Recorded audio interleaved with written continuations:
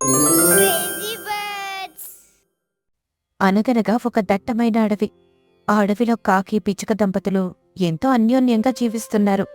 పగలంతా కష్టపడి గింజలు తెచ్చుకోవడం, రాత్రి హాయిగా గూటిలో నిద్రపోవడం వారి దినచర్య. వారిది చిన్న గూడైనా అందులో సంతోషానికి, ప్రశాంతతకు లోటు లేదు. పిచ్చుక చాలా మంచిది. భర్తను ప్రేమగా చూసుకుంటూ గూటిని శుభ్రంగా ఉంచుకునేది. ఒకరోజు సాయంత్రం కాకి గూటికి కొంచెం ఆనందంగా, కొంచెం కంగారుగా వచ్చాడు. ఏవండి, ఈరోజు చాలా సంతోషంగా కనిపిస్తున్నారు. ఏంటి విశేషం? పిచ్చుక, నీకు శుభవార్త. మన ఇంటికి అతిథి వస్తున్నారు. అతిథులా? ఎవరండి? మా అమ్మ వాళ్ళ? కాదు పిచ్చుక, మా చెల్లెలు పావురం వస్తోంది. ఆ పేరు వినగానే పిచ్చుక ముఖం ఒక్కసారిగా చిన్నపోయింది. ఆ సంగతి గమనించిన కాకి వెంటనే అందుకున్నాడు. ఏవైంది పిచ్చుక, ముఖం అలా పెట్టావ్? మా చెల్లెలొస్తే నీకిష్టం లేదా? అయ్యో, అలా ఏం లేదండి. తను మన ఆడపడుచు కదా, రాకరాక వస్తోంది. తనొస్తే నాకు సంతోషమే. కానీ కానీ ఏంటి? ఆపకుండా చెప్పు. తను ఎన్ని రోజులుంటుంది? ఏమో, కొన్ని రోజులని చెప్పింది. పాపం, ఇంట్లో వాళ్లతో గొడవ పడిందట. కొన్నాళ్ళు మన దగ్గర ఉండి వెళ్తుంది. తన మనసు కొంచెం కుదుటపడే వరకు మనం చూసుకోవాలి కదా. సరేలేండి, రానివ్వండి. మన గూడు కొంచెం చిన్నది, సర్దుకోవాలి. నా చెల్లెలు బంగారం పిచ్చుక. తను ఏమీ అనదు, హాయిగా ఉంటుంది. మరుసటి రోజు ఉదయం కాకి చెల్లెలు పావురం తన గూటికొచ్చింది. పిచ్చుక దానికి నవ్వుతూ స్వాగతం పలికింది.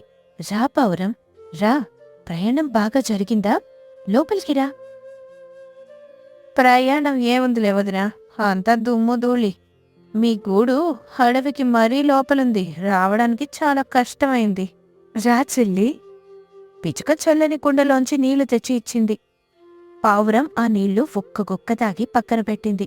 వదినా, ఏంటి నీళ్ళింత చప్పగున్నాయి? మా ఇంట్లో అయితే మేము రోజు తేనె నీళ్లు, పండ్ల రసాలు తాగుతాం. తేనె నీళ్ళ? మన దగ్గర అంత తేనె లేదే. దానికి కొంచెం గొప్పలు అలవాట్లే. నువ్వేం పట్టించుకోకు పిచ్చుక, నువ్వు లోపలికి వెళ్ళి వంట పని చేసుకో. అవునన్నయ్యా, నాకు బాగా ఆకలిగా ఉంది. వదినను ఏదైనా రుచిగా వండమను. పిచ్చుక మారు మాట్లాడకుండా వంటింట్లోకి వెళ్ళి తన ఆడపడుచు కోసం రకరకాల పిండి వంటలు, కూరలు వండింది. అందరూ భోజనానికి కూర్చున్నారు. పావురం, ఇవిగో వేడివేడి గారెలు నీకోసమే చేశాను, తిను. ఛీ, ఇదేం గారె వదినా, నూనంతా పీల్చేసింది, గట్టిగా రాయిలా ఉంది. అదేంటి పావురం, గారెలు మెత్తగానే ఉన్నాయి కదా. అన్నయ్య, ఏంటి కూర? ఉప్పు లేదు, కారం లేదు, ఏదో గడ్డె తిన్నట్టు ఉంది. నువ్వు రోజు ఇదే తింటున్నావా అన్నయ్యా? ఆ మాటలకు పిచుక్కల్లో నీళ్లు తిరిగాయి. పావురం, నోర్మి. పిచుక వంట చాలా బాగా వండుతుంది. తనను అనవసరంగా మాటలనకు. అన్నయ్య, నేను నిజం చెబితే నీకు కోపం వస్తోంది. నీకు పెళ్లి కాగానే నన్ను పరాయిదాన్ని చేశావు. ఈ వదిన రాగానే నేను నీకు దూరం అయిపోయాను. అయ్యో, అలా కాదు చెల్లి, నువ్వంటే నాకు ప్రాణం. సరే పిచుక, నువ్వు కొంచెం ఉప్పు కారం తీసుకురా. పిచుక మౌనంగా లోపలికి వెళ్ళింది. ఆ రోజు నుండి పావురం ప్రవర్తన హద్దు మీరింది. పిచుక ఏం చేసినా అందులో వంకలు పెట్టేది. మరుసటి రోజు ఉదయం పిచుక ఇల్లు ఊడుస్తూ ఉంది. పావురం ఇంకా నిద్ర లేవలేదు. పిచుక, నేను గింజల కోసం వెళ్తున్నాను. చెల్లెలు ఇంట్లోనే ఉంది, దానికి ఏం కావాలో చూసుకో. సరే అండి. కాకి వెళ్ళిపోయాడు. చాలాసేపటికి పావురం నిద్ర లేచింది. వదినా, కాఫీ ఏది? కాఫీనా? మన ఇంట్లో కాఫీ గింజలు లేవే పావురం. ఏంటి, కాఫీ కూడా లేదా? ఇదేం గూడు. సరే, కనీసం వేణీళ్ళైనా తీసుకురా. పిచుక వేణీళ్ళు తెచ్చిచ్చింది. పావురం, కొంచెం ఈ గింజలు ఏర్తావా? నిన్ను ఇల్లు శుభ్రం చేస్తాను. వదినా, నన్ను పని మనిషి అనుకున్నావా? నేను మీ ఇంటికొచ్చింది పని చేయడానికి కాదు, విశ్రాంతి తీసుకోవడానికి. నాకు తలనొప్పిగా ఉంది, నేను పడుకుంటాను. నిన్నే కదా ప్రయాణం చేసొచ్చావు, ఈ రోజంతా పడుకుంటే ఎలా? నా ఇష్టం. నువ్వు నన్ను అడగడానికి ఎవరు? మా అన్నయ్య నన్ను ఏమీ అండు. నువ్వు నోరు మూసుకొని నీ పన్ను చూసుకో. పిచుకకు దుఃఖం వచ్చింది. కాని భర్త మాట మీద గౌరవంతో మారు మాట్లాడకుండా తనే అన్ని పనులు చేసింది. సాయంత్రం కాకి ఇంటికి రాగానే పావురం ఏడుస్తూ ఎదురొచ్చింది. కాకి కంగారు పడిపోయాడు. ఏమైంది పావురం, ఎందుకేడుస్తున్నావు? పిచుకేమైనా అందా? అన్నయ్య, వదిన నన్ను నానా మాటలుంటోంది. మీ అన్నయ్య సంపాదన అంతా నువ్వే కూర్చొని తింటున్నావు అని ఈ రోజు నన్ను తిట్టింది. ఏంటి? పిచ్చుక నిన్నలా అందా? అవునన్నయ్య, నేను అతిథిని అని కూడా చూడకుండా నాతో పనులన్నీ చేయించుకుంటుంది. చూడన్నయ్య, నా రెక్కలు ఎలా నొప్పులు పెట్టాయో. నేను నీళ్ళు అడిగితే కూడా ఇవ్వలేదు. పిచ్చుకెక్కడా? పిచ్చుక? పిచ్చుక భయపడుతూనే వంటింట్లో నుండి బయటకొచ్చింది. ఏంటండి అని భయంతో అంది. ఏంటిది పిచ్చుక? మా చెల్లెలతో పనులు చేయిస్తున్నావట, తిడుతున్నావట. నీకు కొంచెం కూడా బుద్ధి లేదా? తను మన ఇంటికి వచ్చింది కొన్ని రోజులే, దాన్ని కూడా నువ్వు ప్రశాంతంగా ఉండనివా? ఏమండి, నేనెప్పుడు తిట్టాను? నేనెప్పుడు పని చేయించాను? మీ చెల్లెలే ఉదయం నుండి. చూసావా అన్నయ్య, మళ్ళీ అబద్ధాలు చెప్తోంది. నేను నిజం చెప్పానని నా మీద కోపం. ఈవిడ ఇంట్లో ఉంటే నేను ఒక్క క్షణం కూడా ఉండను. నేనిప్పుడే మా పుట్టింటికి వెళ్ళిపోతాను. ఆగు పావురం, నువ్వెక్కడికి వెళ్ళొద్దు. పిచ్చుక, నువ్వే మా చెల్లికి క్షమాపణ చెప్పు. నేనా? నేను చెయ్యని తప్పుకు క్షమాపణ చెప్పాలా? నేను చెప్పను. నా మాట వింటావా వినవా? క్షమాపణ చెప్పమంటున్నాను. ఈ గొడవంతా పక్కింటి గుడిలో ఉన్న చిలుక వింటోంది. చిలుకకు పిచ్చుకంటే చాలా ఇష్టం. ఆపండి మీ గొడవ. ఏంటి కాకి బావా, నీ భార్య గురించి నీకు తెలీదా? పిచ్చుక ఎంత మంచిదో ఈ అడవిలో అందరికీ తెలుసు. చిలుక, నువ్వు మధ్యలో రాకు. ఇది మా కుటుంబ సమస్య. కుటుంబ సమస్య అయితే ఇంట్లో చూసుకోవాలి. కాని నువ్వు నీ చెల్లెల మాటలు విని బంగారం లాంటి నీ భార్యనంటున్నా?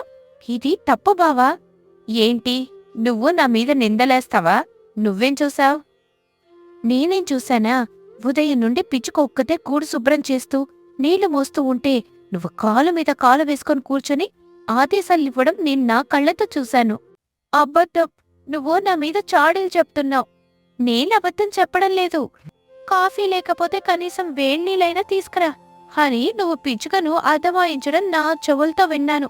పిచ్చుక వంట తింటూ గడ్డిలా ఉంది అన్నది కూడా నువ్వే కదా. ఏంటి పావురం, ఇదంతా నిజమా? పావురం తల దించుకుంది. చిలుక తన బండారమంతా బయట పెట్టడంతో ఆమెకేం మాట్లాడాలో అర్థం కాలేదు. నా ముందేమో పిచ్చుక తిట్టిందని అబద్ధం చెప్తావా? నా భార్యను నా నుండే దూరం చేయాలని చూసావా? ఇంత ద్రోహం చేస్తావా చెల్లి? అన్నయ్య, నన్ను క్షమించు. నేను కావాలని చెయ్యలేదు అంటూ ఏడవసాగింది. పిచ్చుక, నన్ను క్షమించు.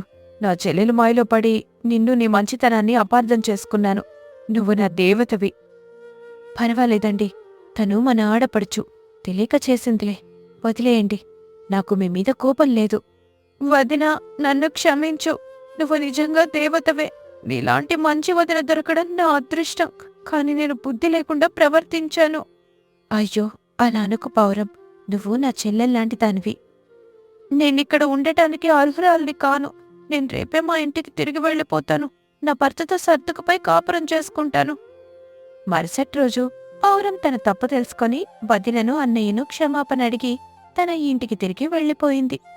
చిలుక పిచ్చుకకు నిజం చెప్పినందుకు ధన్యవాదాలు చెప్పింది. కాకి పిచ్చుక మళ్ళీ ఎప్పట్లాగే సంతోషంగా జీవించారు. కాకి పిచ్చుక మాయా వంకాయ చెట్టు. పౌర్ణమి నాటి అర్ధరాత్రి పిచ్చుకల జంట అడవిలో చక్కటి వెన్నెలలో ఒక ప్రదేశానికి వెళ్తున్నారు. అలా వెళుతున్న వారి వెనకాల కాస్త దూరంగా కాకి ఒకటి వాళ్ళని చాటుగా అనుసరిస్తున్న సంగతి పాపం ఆ అమాయక పిచ్చుకల జంటకి తెలీదు. ఇవాల్టితో ఈ పిచ్చుకలకు అంతంత పెద్ద పెద్ద వంకాయలు ఎక్కడి నుండి వస్తున్నాయో ఎలా వస్తున్నాయో కనిపెట్టేస్తా. లేకపోతే నిన్న మొన్నటి వరకు కూటికి గతిలేని వాళ్ళు ఇప్పుడు అంతంత డబ్బులు సంపాదించుకుంటున్నారు. అడవిలో ఎక్కడా లేనంత పెద్ద పెద్ద వంకాయలు వీళ్ళకి ఎక్కడి నుండి వస్తున్నాయో కనిపెట్టేస్తాను అనుకుని తన కుటిల బుద్ధితో ఆ అమాయకపు పిచ్చుకల జంటని ఫాలో చేస్తూ వెళ్తుంటే ఆ పిచ్చుకల జంట ఒక చెరువు దగ్గర ఉన్న ఎత్తైన రాయి మీద ఆగారు. అంతే, వాళ్ల ముందు ఏదో మాయ జరిగినట్టు మాయా వంకాయ చెట్లు మలుచుకొని వచ్చేశాయి. ఆ మాయా వంకాయ చెట్టుకున్న వంకాయలు నవనవలాడుతూ చాలా ఆకర్షణీయంగా తాజాగా కనిపిస్తున్నాయి. అదంతా చాటుగా దూరం నుండి చూస్తున్న కాకి కంటపడింది. ఏమండి, ఇవాళ మనకి ఒక 5 కేజీల మాయా వంకాయ తీసుకెళ్తే సరిపోతాయండి. మన అవసరాలన్నీ తీరిపోతాయి. సరే చుట్కీ, ఈ మాయా వంకాయ చెట్టు మనకి వరం ఇచ్చిందే నీ వల్ల. అలాంటిది ఆ వరాన్ని ఎలా వాడుకోవాలో నీ ఇష్టం. ఈ మాయా వంకాయ వల్ల వచ్చే డబ్బులతో మనం బాగుపడాలి, నలుగురి బాగోగులు చూడాలి, అదే నా ఆశ అని అనుకుని అక్కడ మాయా వంకాయ చెట్లకి అన్నేసి ఉన్నా కూడా వాళ్ళకి కావలసినవి 5 కేజీలే కనుక అవే తీసుకొని అక్కడి నుండి వెళ్ళిపోయారు. ఆ వెనకాలే వచ్చిన దొంగ కాకి మాయా వంకాయల చెట్టు దగ్గరికి వెళ్ళి, అమ్మో అమ్మో, ఈ కత్తిలేనోళ్ళ అదృష్టానికి కారణం ఈ మాయా వంకాయ చెట్టు అనమాట. అయినా ఇక్కడ ఇన్ని మాయా వంకాయ చెట్లుండి ప్రతి మాయా వంకాయ చెట్టుకి గుత్తుల్లో వంకాయలుంటే ఆ పిచ్చోళ్ళు మొత్తం కోసుకోకుండా కొన్నే కోసుకెళ్తారా? చిచి, ఒక వరం అనుభవించాలన్నా రాసి పెట్టుండాలా. వాళ్ళకి అక్కర్లేకపోతే నాకు కావాలి ఈ మాయా వంకాయలన్నీ అనుకొని మొత్తం చెట్లకున్న మాయా వంకాయలన్నీ కోసేసి సంచుల్లో నింపేసుకొని ఆ మరుసటి నాడు సంతకి తీసుకెళ్లి అమ్ముకోసాగింది. వంకాయలమ్మా వంకాయలు, తాజా తాజా వంకాయలు, సాధారణ వంకాయలు కాదమ్మా, చాలా ప్రత్యేకమైనవి. కొనడానికి ఆలోచించారా? ఇంత చక్కటి రుచిని మిస్ అయిపోతారు. ఏంటి కాకి, వంకాయలు చాలా తాజాగా చక్కగా ఉన్నాయి, రుచి బాగుంటాయా వండుకుంటే? ఇంత నవనవలాడే వంకాయలు కళ్ళ ముద్ద పెట్టుకుని రుచి ఎలా ఉంటుందని అడుగుతారేంటమ్మా? తీసుకెళ్లి రుచి చూడండి, ఇవాళ సరుకు కొనండి, కావాలంటే రేపు డబ్బులు ఇవ్వండి అంటూ చాలా తెలివిగా ఒక్కొక్కరికి తన మాటకారితనంతో తాను దొంగలించి తెచ్చుకున్న మాయా వంకాయలన్నీ ఎక్కువ ఎక్కువ ధరగా అమ్మేసుకొని చాలా ఎక్కువ డబ్బులు సంపాదించుకుంది. మరోవైపు ఆ అమాయకపు పిచ్చుకల జంట తమకి ఎంత అవసరమో అంతే తీసుకెళ్లి వాటిని మార్కెట్లో అమ్ముకోగా ఆ వచ్చిన డబ్బుల్లో వాళ్ళ అవసరాలకు కొంత ఉంచుకొని మిగతాది ఒక గద్దబామకి ఇచ్చారు. చాలా సంతోషంరా, మీ మనసు ఇంత మంచిది కనుకే మీకంతా మంచే జరుగుతుంది. ఆ దేవుడు ఎల్లప్పుడూ మిమ్మల్ని ఇలా చల్లగా చూడాలి అని మనస్ఫూర్తిగా ఆశీర్వదించింది. మరోవైపు కుప్పలుగా వచ్చిన డబ్బులు లెక్క కట్టుకున్న దురాశ గల దొంగ కాకి, అయ్యో దేవుడా, ఇంత డబ్బే! అసలు నా జీవితంలో ఇంత డబ్బు చూస్తానని నేనెప్పుడూ అనుకోలేదే అంటూ అన్యాయంగా మాయా వంకాయలు అమ్మి సంపాదించిన డబ్బును చూసుకొని మురిసిపోతుంది. అలా ఆ రాత్రికి పడుకొని మరునాడు కాకి పిచ్చుకల జంట దగ్గరికి వెళ్ళి, చూడండి చుట్కీ, ఆ దేవుడు మీ దరిద్రాన్ని పోగొట్టుకోమని మాయా వంకాయ చెట్టుని వరంగా ఇచ్చిన సంగతి నాకు తెలుసు. కానీ మీరు పిచ్చోళ్ళు కనుక ఇంకా అదే చాలీచాలని బ్రతుకు బతకాలనుకుంటున్నారు. కానీ నేనలా కాదు. నిన్న మీ వెనకాలే వచ్చి మొత్తం మాయా వంకాయ చెట్టుకున్న వంకాయలన్నీ కోసేసుకొని అమ్మేశాను. నాకు చాలా డబ్బు మిగిలింది. కాబట్టి ఇక నుండి మీరెప్పుడు మాయా వంకాయల కోసం వెళ్ళినా నేనొచ్చి నాకు కావలసినన్ని మాయా వంకాయలు తీసుకుంటాను. కావాలంటే అవి అమ్మగా వచ్చిన డబ్బుల్లో మీకు వాటా ఇస్తాలే. వద్దు కాకి, మాకు అవసరమైనంత మేము సంపాదించుకునే అవకాశం ఆ దేవుడు మాకిచ్చాడు కనుక మాకు అది చాలు. నీకు కావాలంటే ఆ మాయా వంకాయ చెట్టు ఏ సమయంలో వస్తుందో, ఎలా మాయమవుతుందో చెబుతాను. నీకు కావలసినవి నువ్వు తీసుకో అనేసరికి దురాశగల కాకికి తను వచ్చిన పని అంత సులువుగా అయిపోయిందనే ఆనందంలో చుట్కీ పిచ్చుక దగ్గర ఆ మాయా వంకాయ చెట్టు గురించి మొత్తం తెలుసుకొని ఆ రోజు కూడా రాత్రికి తను వెళ్ళి ఆ మాయా వంకాయలన్నీ కోసుకొనొచ్చి ఆ మరునాడు సంతలో అమ్ముతుండగా చిలుక కోపంగా వచ్చి, ఏంటి కాకి, గొప్ప వంకాయలు, తాజా వంకాయలు అని చెప్పి ఇలా ఎక్కువ ధరకి మాకు ఆ పుచ్చిపోయిన వంకాయలన్నీ అంటగడతావా? మర్యాదగా నా డబ్బులు నాకు తిరిగివ్వు. ఇంతలో ఒక కొంగ కూడా అక్కడికి వచ్చి, అవును, నేను కూడా ఈ కాకి చెప్పిన మాటలు నమ్మి మొన్న అంత ధర పెట్టి వంకాయలు కొంటే అవి మొత్తం పుచ్చులే అంటూ గొడవకి దిగింది. అలా కాసేపటికే అడవిలో కాకి దగ్గర మాయా వంకాయలు కొన్న అందరూ వచ్చి మీద పడి తమ తమ డబ్బులు వెనక్కివ్వమని గొడవ పెట్టడంతో కాకికి వాళ్ళ డబ్బు తిరిగి ఇవ్వక తప్పలేదు. ఇదేంటి, ఆ పిచ్చుకలు అమ్ముకున్న మాయా వంకాయలు బానే ఉన్నాయి, వాళ్ళకి చక్కగా డబ్బులు వచ్చాయి, మరి నేను తెచ్చుకున్నవే పుచ్చిపోవడమేంటి అని ఆశ్చర్యపోతూ తన దగ్గర ఉన్న ఆ మాయా వంకాయలు ఒక్కోటి కోసి చూసింది. అది పుచ్చిపోయింది. అలా చాలా వంకాయల్ని కోసి చూడగా అవి కూడా పుచ్చులతో ఉండటం చూసిన కాకికి అప్పుడు బుద్ధొచ్చింది. అందుకే తన తప్పు తెలుసుకొని పిచ్చుకల జంట దగ్గరికెళ్ళి, నన్ను క్షమించు చుట్కీ, నీ మంచితనం వల్ల, గొప్ప గుణం వల్ల నీకు ఆ మాయా వంకాయ చెట్టు వరంగా దొరికినా నీ మంచితనం, దయాగుణం మారకుండా నువ్వు ఎప్పట్లాగానే ఉన్నావు.